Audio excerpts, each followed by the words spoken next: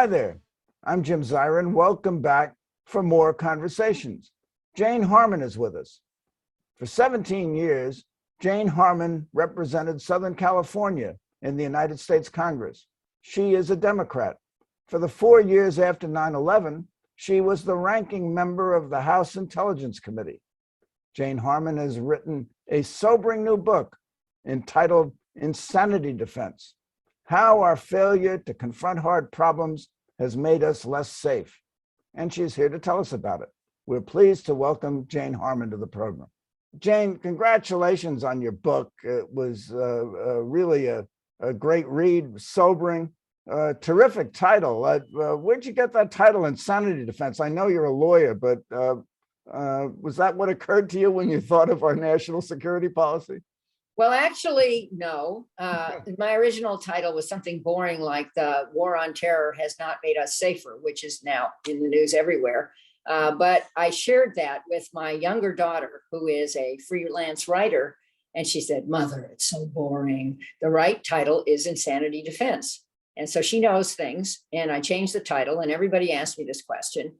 And it was just a brilliant insight that I did not have. Brilliant title. Now, you've been a dyed-in-the-wool Democrat since your days at Smith College. Weren't you head of the Democratic Club at Smith? And they're all Democrats at Smith. But nevertheless, when you were in the House, you were called the best Republican in the Democratic Party. Were you aware of that? And does the shoe fit? Well, let's roll back the videotape, if there is videotape anymore. You and I would remember it. A bit further, which to 1960, when we were both young. I guess we're still young. And I went, and you didn't, to the Democratic Convention in Los Angeles. I grew up in LA, public school kid, daughter of immigrants. And at that convention, with basically no security, I saw the nomination of John Kennedy for president. I met Eleanor Roosevelt. I'm not making this up. And I ushered at his acceptance speech in the LA Coliseum. And that was it. That was my epiphany. I wanted to be in politics, and I actually wanted to be in Congress. And it only took me 32 years after that to get there. But I ran my high school Democratic Club. I co-ran the Smith Democrats. By the way, back in the day, Smith had a lot of Republicans and debutantes and all that, none of which I had been exposed to previously. And I then was very active in politics after that and held a number of jobs in politics. And when the opportunity came to run for the seat in the area where I grew up in LA, I persuaded my business mogul husband that we should basically transfer our entire household to LA. We had been based bi-coastally, but living more in Washington. But I persuaded him to transfer our young children and him and me to LA and ran. I think he thought there was no chance I would ever win, but I won. Well, you remember that Republican senator, he was a great senator, Arthur Vandenberg, and he said politics ends at the water's edge.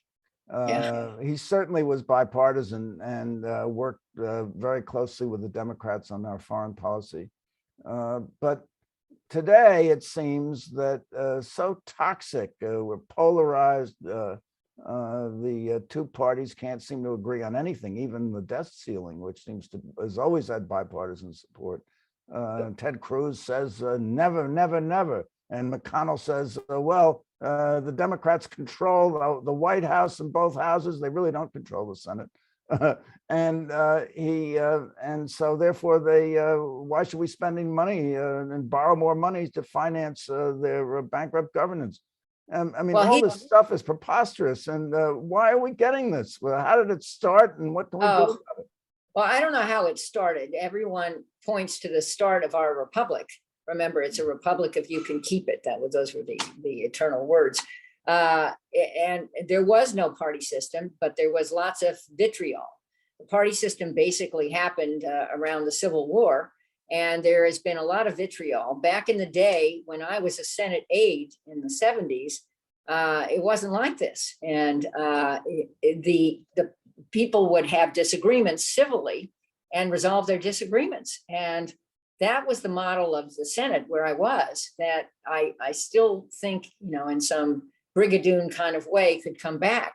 But now we are at a point where it's not just toxic partisanship, it's toxic tribalism, and people are splitting into factions in both parties, and almost nothing can happen. And I find it heartbreaking. And I certainly remember during my long political career that we could do things together. And in this book, I talk about my enormous friendship with Susan Collins, which continues to this day. In fact, we had dinner last night, where she and I, being the two women out of four people who were the so-called Big Four on intelligence reform in 2004, did 98% of the work. This is intended to be humorous, but it's kind of true. I did 98% of the work and got this bipartisan law passed, which created the Director of National Intelligence and a structure to coordinate intelligence. And we have not had the intelligence failures on 9/11 and on weapons of mass destruction in Iraq that we had before.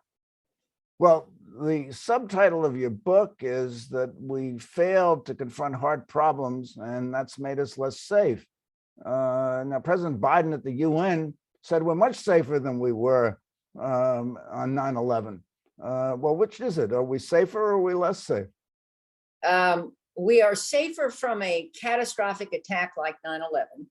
And I don't buy the story that Al-Qaeda, tomorrow morning will resume its training camps in Afghanistan. I don't buy that story. But it is also true that we still have troops deployed in other places like Iraq and Syria.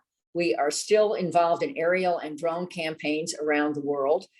Terrorism has not gone away. It has metastasized into a number of smaller organizations. And the other threat around terror is domestic. I mean, there are terror groups in the United States, and we saw one of them, I don't know that I'd call it a group, but we saw an active insurrection on January 6th that scared the wits out of me. And that is really threatening, and the aftermath of it is threatening our democracy.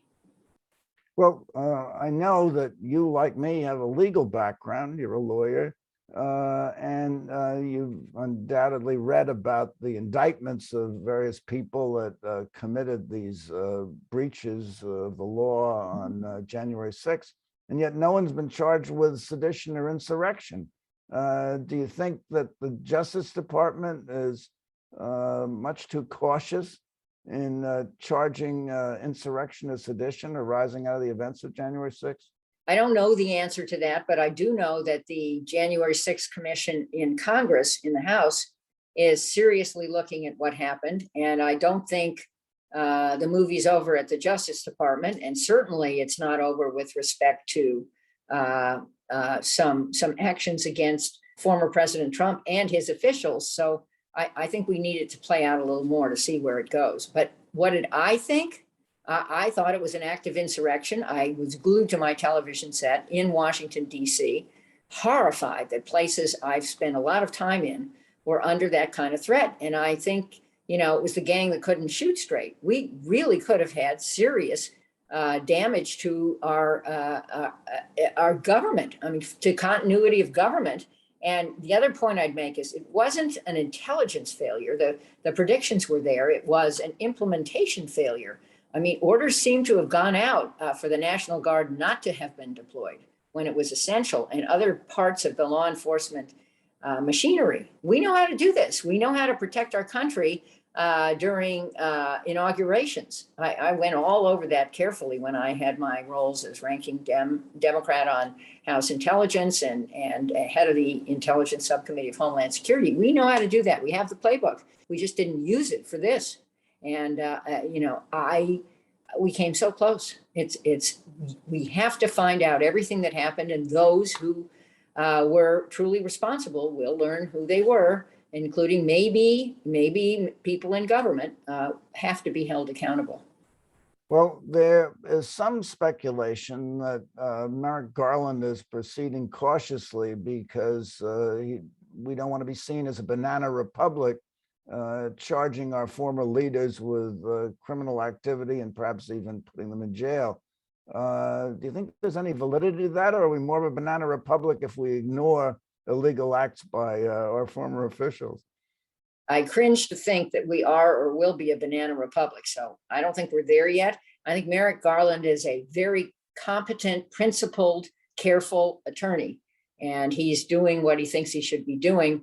And I don't think, I mean, Biden said this at the beginning of his presidency. I don't think finally that the president considers the Justice Department his personal attorney. And I think he's giving free rein to whatever the Justice Department does. But they're built, if there is a case, they're going to build it very carefully so it's bulletproof.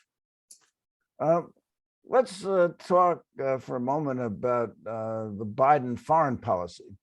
Fareed Zakaria, undoubtedly saw it in the Washington Post, has suggested that the Biden foreign policy is really Trump 2.0. We don't have the bombast and the hyperbole and the talk about perfect conversations with world leaders. But on the other hand, when it comes to Iran, when it comes to Cuba, it comes to the Middle East, Afghanistan, he's basically doing, and trade with China, is basically doing what Trump did. So what's your perception of how they may differ? Well, Fareed's article was really tough. And I read it 2 or 3 times and cried a bit, and then started reviewing my view. So my view is it's not easy to, I can't summarize it in one sentence. My book is all about how after the Cold War ended in the late 80s and 1990, we declared ourselves the winner. We were the sole superpower, and we thought everybody wanted to be us. We missed the rise of China, which didn't want to be us. We missed the rise of terrorism, which wants to take us out. Then came 9/11, an attack that was predicted by several commissions, one of which I served on. And we overreacted. We reacted properly in the short term. We went after those who attacked us under pretty careful instruction by Congress, which is how it's supposed to work. And then we stayed, and we over-militarized our response, and we made some huge mistakes, some of which I participated in, some of which I opposed. But anyway, now here we are, and Biden is the first president, at least I think, who brings serious policy chops to this enterprise since the end of the Cold War. There have been 4 presidents before him, 2 Democrats and 2 Republicans, and he brings a serious team, and he is trying to turn the ocean liner. It's hard. And has it gone perfectly? Nope. But I think that Fareed picks out things that were very broken, that the Biden crowd is trying to fix, but hasn't fixed yet. Iran is a perfect example. I supported the Iran deal in 2015. A lot of people didn't. I think Trump should have stayed in it. I spoke out then and made it, lengthened and strengthened it. That was Biden's promise when he came to power. It has not worked out. It isn't lengthened and strengthened. And yes, Iran is closer to breakout. And that's horrible. Breakout just means having enough highly enriched uranium. It doesn't mean having a bomb. I think Iran would have to carefully calculate that. And Israel is right next door and doing, obviously, some activities to slow that down. So, that was one of Fareed's examples. Okay, now what about trade? Trump imposed punishing tariffs on our allies like the EU and England, and Biden could remove that with a stroke of the pen, and yet the tariffs persist, and we've become, we still are a protectionist nation as we were under Trump. I mean, why haven't they moved on that? Well, Congress has to play too. And something people may not understand is that there are strong anti-trade wings in both parties in Congress. I was pro-trade, which didn't endear me to some of the unions, surprise, but I was always a pro-trade, pro-defense, pro-business, progressive Democrat, and there are some left, but not a huge number. Many are retiring, and the equivalent in the Republican Party are also retiring, which is very sad. The center is disappearing. But, Biden needs support to change these policies. The one that I find heartbreaking is that Trump pulled out of the Trans-Pacific Partnership, the TPP, which was negotiated, and where we and others in Asia were going to set the rules for trade for the future. And it was our buffer, both economically and I think politically, against China. So we pulled out of the TPP. Japan assumed leadership. It still exists. And now China is making moves to be connected to it. And we're still out of it. And Biden has been unable to move on that. I think that is a huge disappointment, but I get it that politically he doesn't have the support to move on it. It's a very hard problem. Let's talk about Afghanistan for a moment. Much in the news. Was it correct to pull out of Afghanistan? And how do you distinguish the Trump withdrawal strategy from the Biden withdrawal strategy? What went wrong? A lot of things went wrong. Was it correct to end the military mission in Afghanistan? Yes. When should it have happened? It should have happened in 2002, or it should have happened, if it didn't happen then, once we took down Osama bin Laden in 2011. And it didn't happen. And we kept staying. And I made the point earlier about mission creep and insanity defense, which is, again, something I keep dwelling on in my book, not only the title of the book.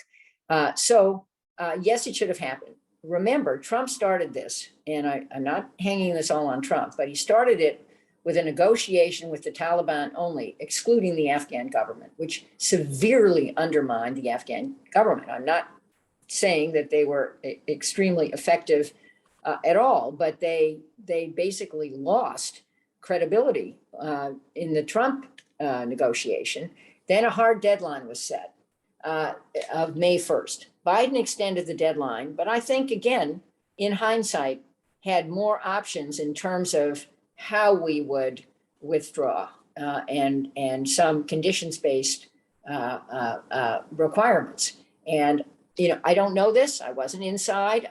I have a feeling it was considered, and we thought that conditions would be more favorable than they were. I mean, nobody predicted that Ghani would fall so fast, but when you think about some of the sadness, I mean, Americans were killed. 190 other people were killed just in one suicide bombing. And the hardships now in the country was,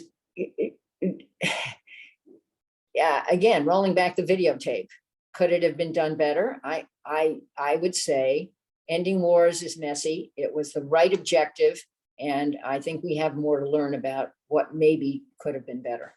Well, should we have gotten the military out, the U.S. military out last rather than first, and waited until everybody got out and we wanted to get out? Yeah, maybe we should have closed Bagram later and made sure that all the equipment there was disabled or blown up or taken with us. Maybe.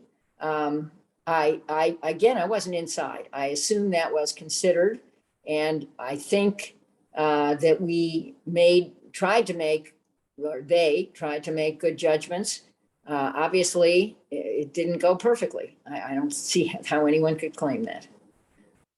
Well, Americans like to win, and they don't like to lose. And there is certainly the perception that America's place in the world has been diminished since Afghanistan. And what can we do to retrieve it?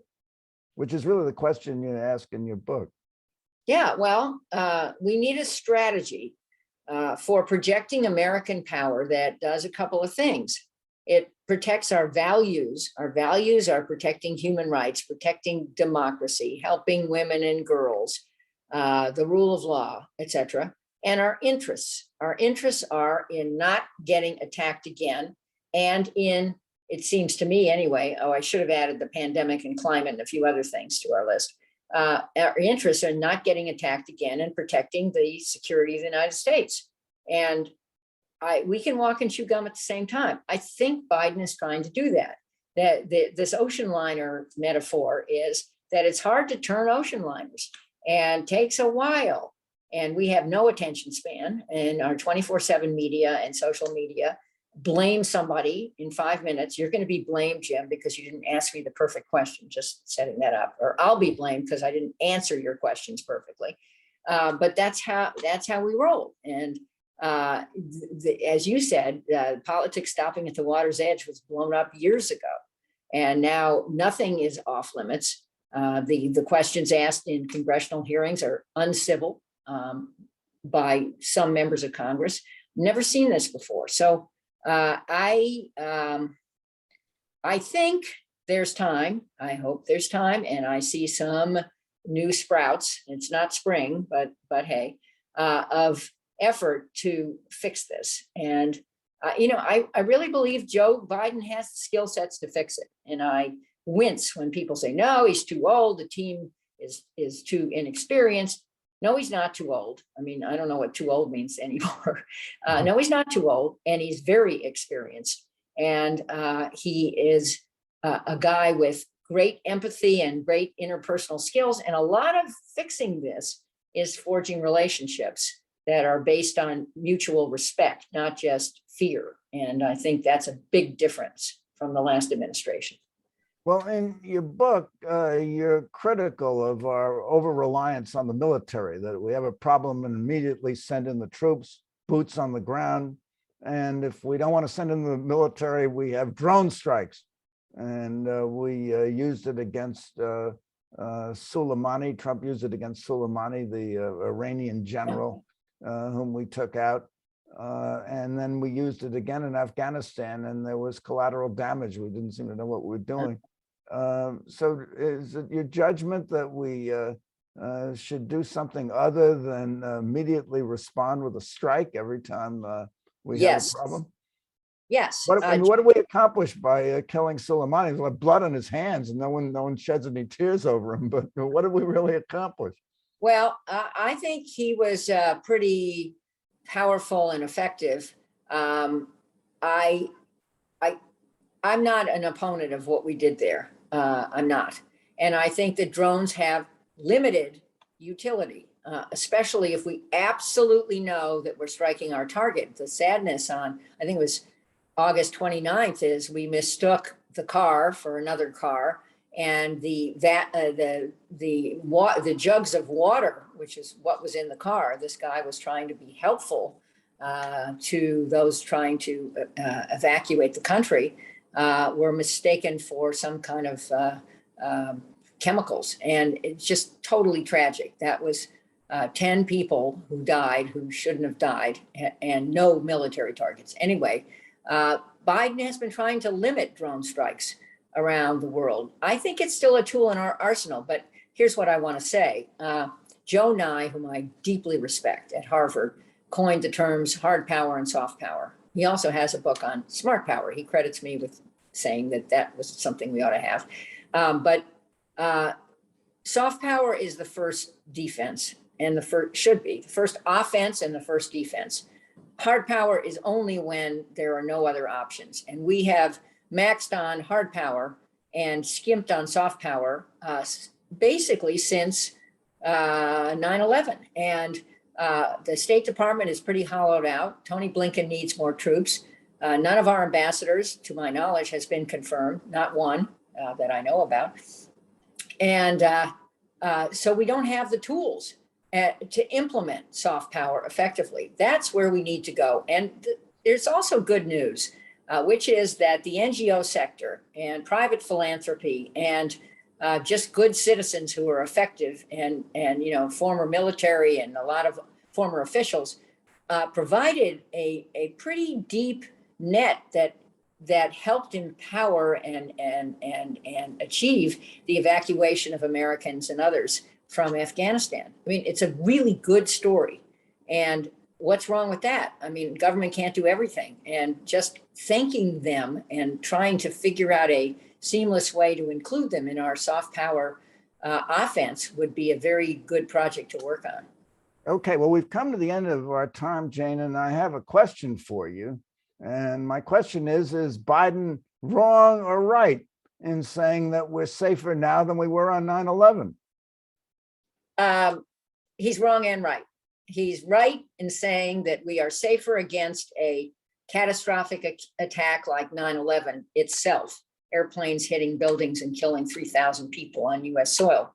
But he's wrong in saying that in other respects, we are safer. And I think he has the right goals. He needs more support, more help.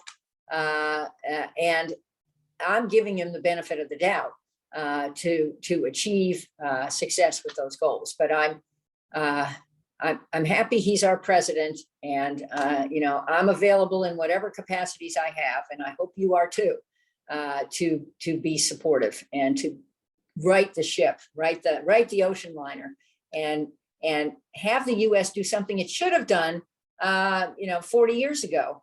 Is it 40? 30 years ago, when the Cold War ended, which is come up with a strategy that projects our leadership in the right way in the world. And our leadership is based on values, and our leadership is based on interests.